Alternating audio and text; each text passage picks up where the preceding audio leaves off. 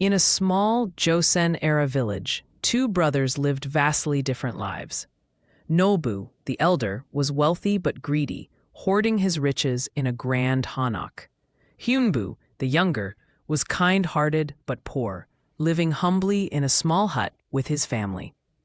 Their contrasting lifestyles set the stage for this classic Korean folktale about greed versus kindness, teaching us that true wealth comes from generosity. When famine struck, Heungbu's family faced starvation. Desperate, he approached Nolbu for help, only to be met with cruelty.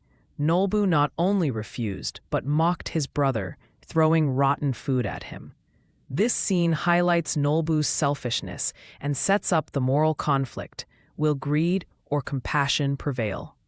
Historical records show such sibling rivalries were common in Korean folktales, reflecting societal values. One spring day, Heungbu discovered a swallow with a broken leg. Despite his poverty, he used precious cloth to bandage its wound and shared his meager food.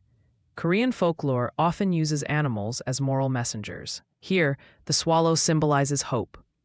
Interestingly, swallows were considered lucky in Joseon, Korea, believed to bring good fortune to kind households. And next spring, the grateful swallow returned with a seed in its beak.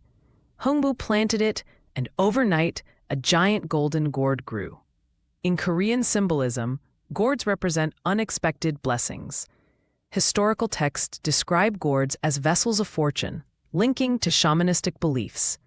This magical growth marks the tale's turning point, where kindness begins its reward.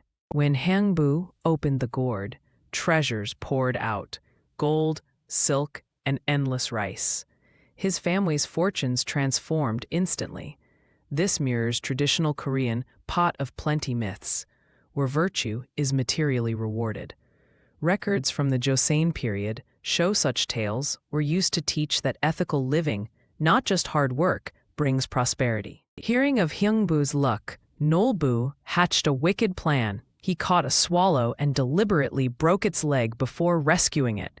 Korean folklore often shows villains foolishly mimicking heroes' actions without understanding their moral essence.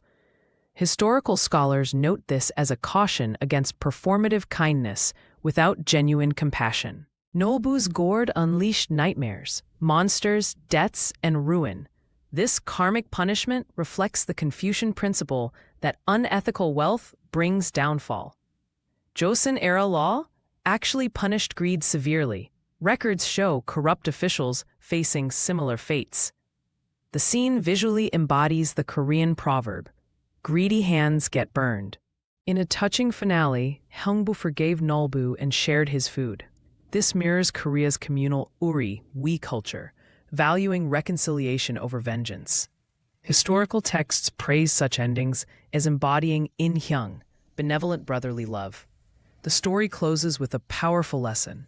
True wealth lies in generosity and family bonds, not material possessions.